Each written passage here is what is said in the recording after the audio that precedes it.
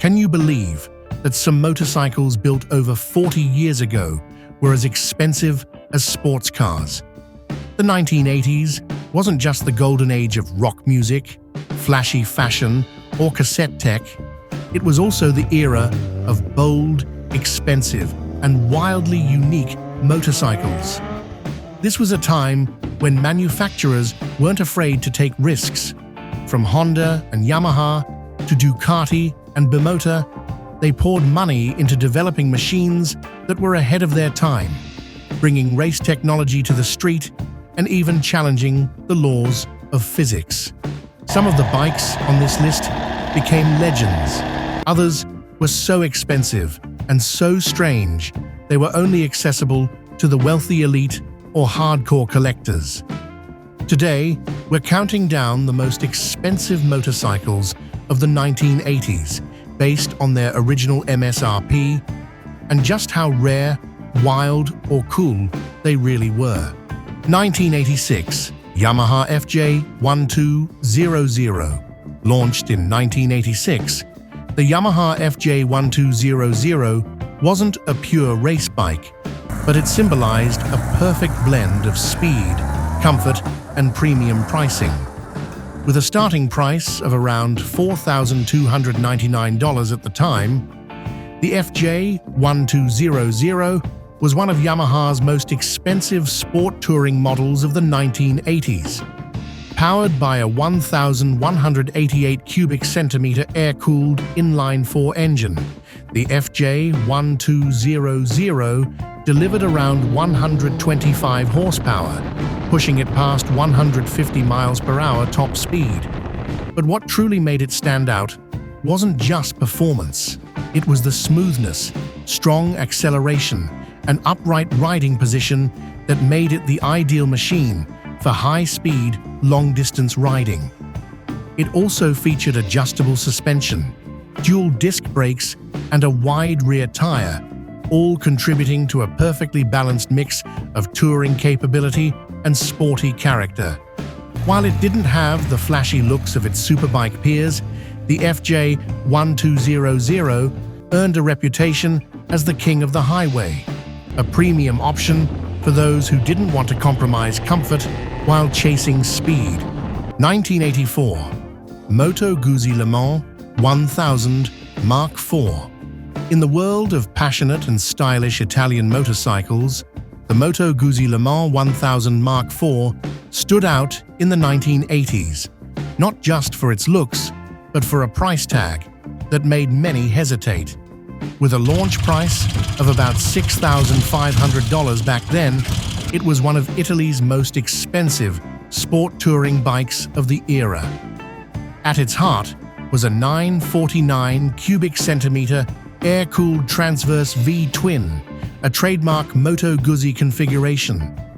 The engine produced around 82 horsepower, mated to a 5-speed gearbox and a shaft drive system, offering smooth and stable performance at high speeds. The MK4's styling was both classic and sharp, with aerodynamic fairings and a large fuel tank giving it a race-bred yet touring-ready look.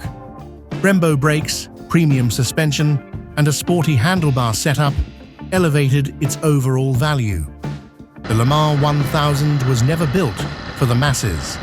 Assembled almost entirely by hand in Mandello del Lario, Italy, Moto Guzzi's historic home since 1921, its exclusivity justified its high price and helped it become a coveted icon among collectors worldwide. 1987, Norton Classic Rotary. In 1987, while most motorcycle manufacturers stuck with traditional piston engines, Norton, the historic British brand, surprised the world by releasing the Norton Classic Rotary, one of the few production bikes using a Wankel rotary engine. With a price tag around $8,000 at the time, it instantly joined the ranks of the most expensive motorcycles of the decade. At its core was a 588 cubic centimeter air-cooled rotary engine, delivering around 79 horsepower. Though not massively powerful, Its buttery smooth operation and distinct engine sound made it a truly unique riding experience. The bike featured a 5-speed transmission and chain drive, offering strong mid-range acceleration. Only about 100 Norton classic Rotary units were ever built, most going to police forces and special clients, making it extremely rare in the open market. Its design wasn't flashy, but it housed one of the boldest engineering experiments in British motorcycle history. With a high cost and complex technology, the classic was never meant for the masses. It stood as a symbol of innovation and the relentless ambition of a brand seeking to reclaim its legacy. 1983, Ducati Mike Hailwood Replica. For fans of classic motorcycle racing, the name Mike Hailwood is legendary. To honor his historic 1978 Isle of Man TT victory, Ducati released the Mike Hailwood Replica, a motorcycle that wasn't just symbolic, but also shockingly expensive. When it debuted in 1983, the MHR 900 carried a price of around $6,495. It was a steep price for an Italian bike of the era, but for what it offered, it was entirely justified. It featured an 864 cubic centimeter air-cooled L-twin desmodromic engine producing around 72 horsepower. While not blisteringly fast by today's standards, its unique sound and throttle response captivated riders for decades. The bike screamed vintage race style, with a rounded metal fuel tank, solo seat, and signature red-white-green fairing. Only about 7,000 units of the MHR 900 were made, and today they're highly sought-after collector's pieces, especially original, unrestored examples. 1981, BMW R100RS. If you were looking for a luxurious, stable, and expensive touring motorcycle in the 1980s, the BMW R100RS was the name to beat. With a price tag of about $6,999 in 1981, the R100RS was among the priciest European bikes of its time. Its standout feature was the full aerodynamic fairing, developed in a wind tunnel, one of the first motorcycles in the world to offer this. It wasn't just stylish, it improved high-speed stability and shielded the rider from wind, perfect for long-distance touring. The bike housed a 980 cubic centimeter horizontally opposed boxer twin engine, producing around 70 horsepower. With its shaft drive and neutral chassis setup, it delivered smooth, durable performance. Low handlebars, a large windscreen, and a plush dual seat made the R100RS more than just transport. It was a premium German riding experience. It was often favored by business executives, politicians, and even law enforcement as a high-end touring choice. 1985, Kawasaki GPZ900R Ninja. In 1985, the Kawasaki GPZ900R, also known as the Ninja 900, forever changed the world of sport motorcycles. At a launch price of around $4,499, it wasn't the most expensive bike on paper, but under the skin, it was a hidden gem of high-performance engineering. The GPZ900R was the first production motorcycle to feature a double overhead camshaft 16-valve inline-4 engine, displacing 908 cubic centimeters and liquid-cooled. With 115 horsepower, it broke the 151 miles per hour barrier, making it the fastest production bike in the world at the time. But it wasn't just about speed. The Ninja 900 had advanced suspension, a rigid chassis, and wind tunnel-tested fairings. Its sporty, yet manageable riding posture made it perfect for both street and track use. It also gained global fame after appearing in the iconic action film Top Gun, 1986, boosting its status as a cultural and performance legend. 1986 Yamaha VMax 1200.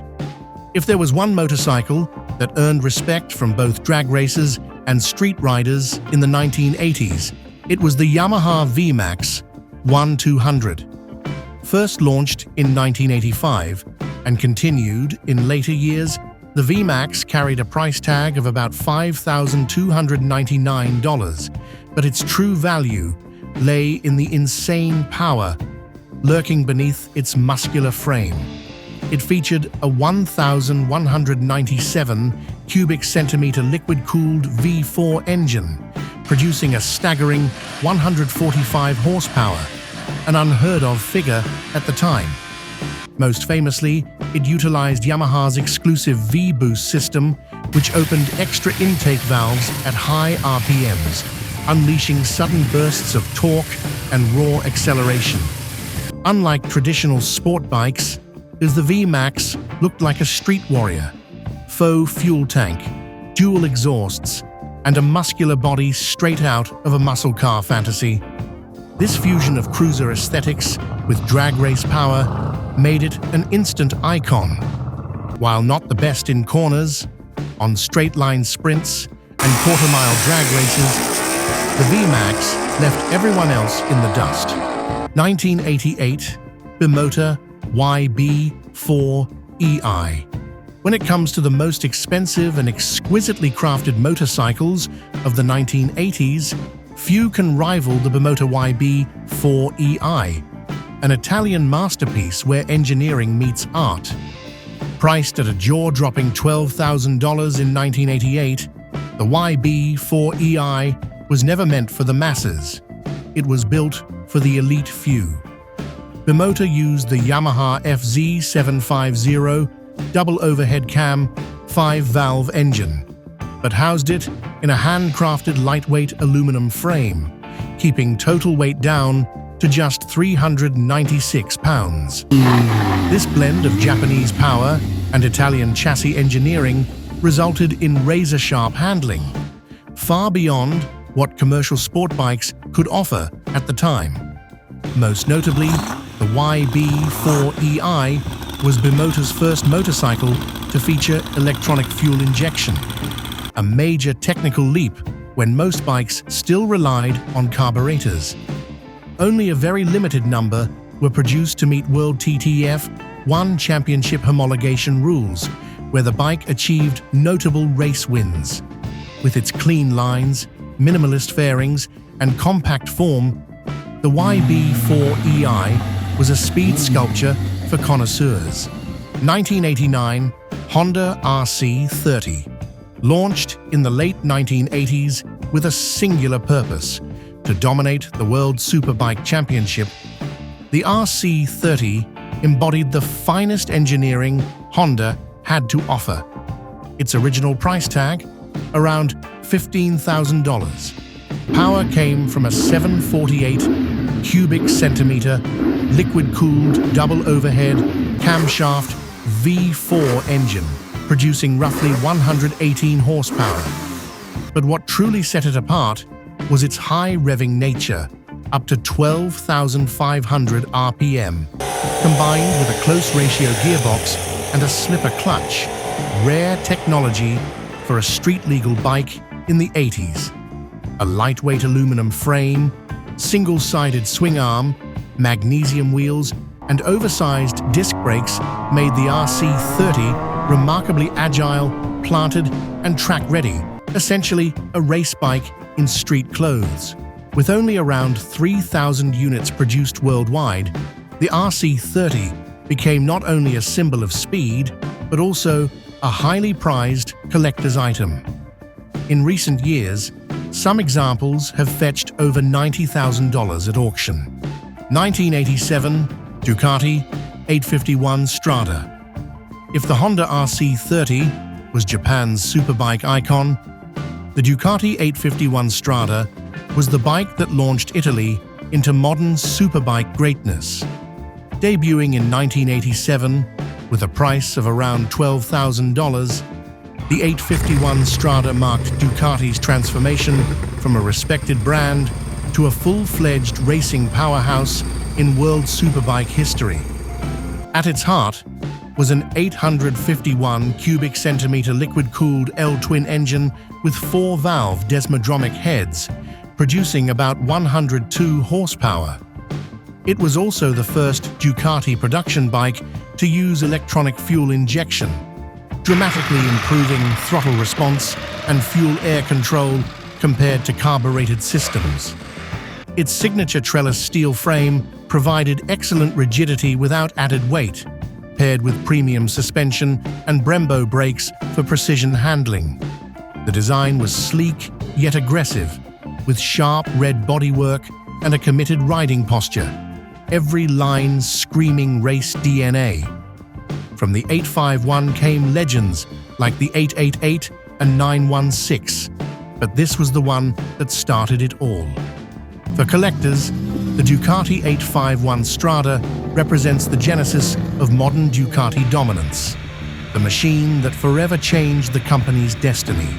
1989. Bimota Tessi 1D prototype. While most motorcycles of the 1980s still revolved around traditional twin-spar frames and telescopic forks, the Bimota Tessi 1D prototype arrived like an alien, at least a decade ahead of its time.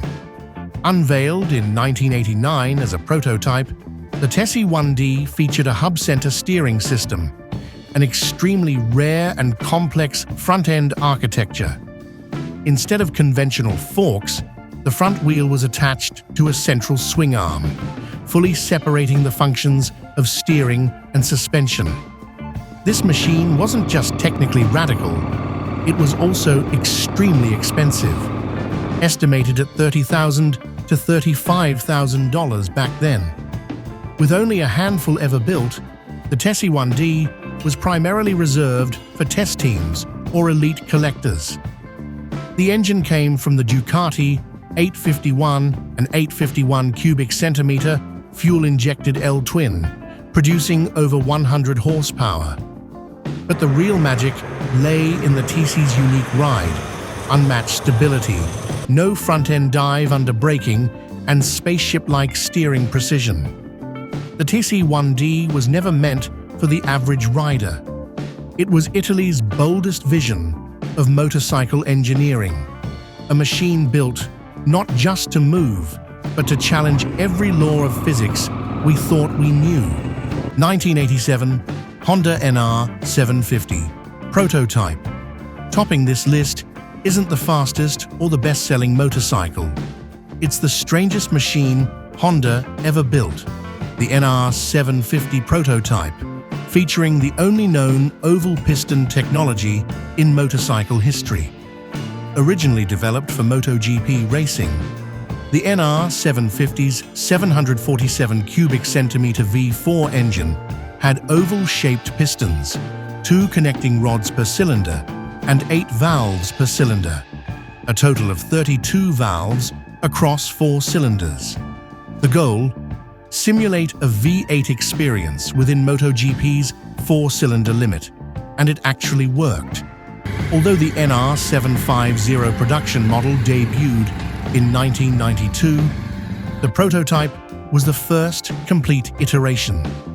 Internal reports estimate over $100 million in R&D, with each prototype costing $50,000 to $60,000 at the time. With a monocoque aluminum frame, radical aerodynamic design, and pioneering engine tech, the NR 750 wasn't just a motorcycle, it was a technological spaceship. Yet its complexity, astronomical cost, and limited racing viability saw it buried in history. Looking back at the most expensive motorcycles of the 1980s, we see more than just a display of price. We see milestones in engineering, design, and bold thinking.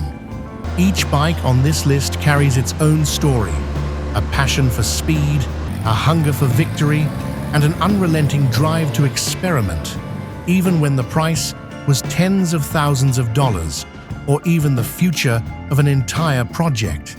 We may never own these machines, but we can surely admire them as two-wheeled monuments from an era that will never return.